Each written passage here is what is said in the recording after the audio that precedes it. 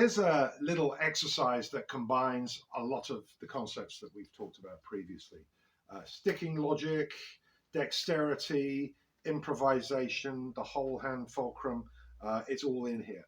What I've done today is I've taken 5 commonplace 1-beat rhythmic cells, and they are as follows. I've called them A, B, C, D, and E, which makes perfect sense, and they are as follows. A, 1, 2. B, 1, 2.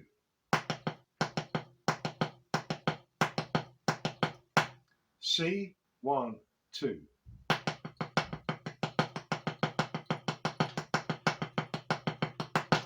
D, 1, 2.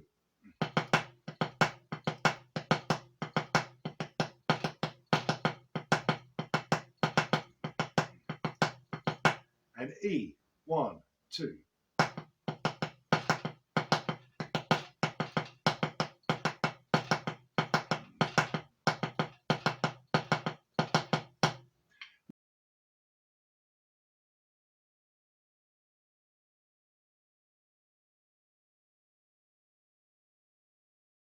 Now, when I'm playing those, I'm not really thinking about using regular fixed stickings. The sticking is far more improvised. I'm not thinking about regular accent patterns. The accent patterns are also improvised. I'm thinking about what part of my hand is fulfilling what function, what part of the stroke, what part of the rhythm is coming from wrists, fingers, and any combination thereof. So what I'm going to do with these is I'm going to create little 1-bar phrases, okay? And we're going to play them slowly. We're going to play them at a tempo where you can think about which hand is going to move next, what part of the grip is going to make the stroke, what's the dynamic level going to be. This is all about developing this non-muscle memory awareness. This is more to do with fine motor skills than muscle memory. So our first pattern I've chosen is A, C, D, E. So it's going to sound like this. 1, 2, 3, 4.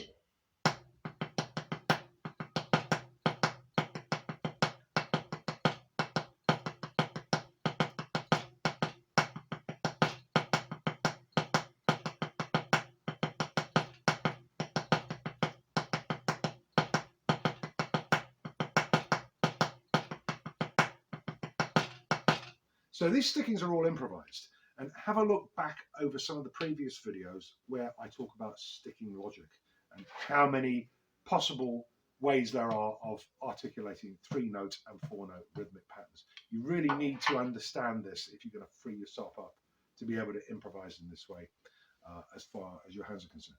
Also, as I said, we're using the WHF, and that's not some horrible globalist elite. It is the whole hand fulcrum. And finally for today, C-A-E-D. So that's this. 1, 2.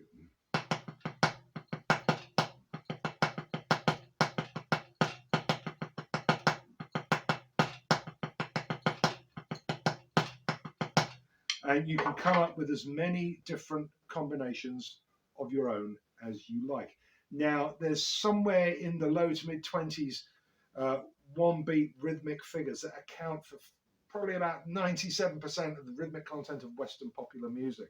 And I've just chosen 5 because this keeps it very focused. It keeps it very limited. We didn't even look at orchestration today. So, maybe play these on the hi-hat, play these between the snare and the hi-hat. Use some different permutations, perhaps some more timekeeping related orchestration permutations, rather than everything always being snare and 2 toms. The matrix of motion, the orchestration grid in my book, can be reapplied to the hats, the snare drum and the ride, instead of the snare drum and the 2 toms. So have fun with this. Make creativity an everyday habit. Make it part of your practice routine every time you sit down to play the drums. Have fun, and I'll see you next time. Bye for now.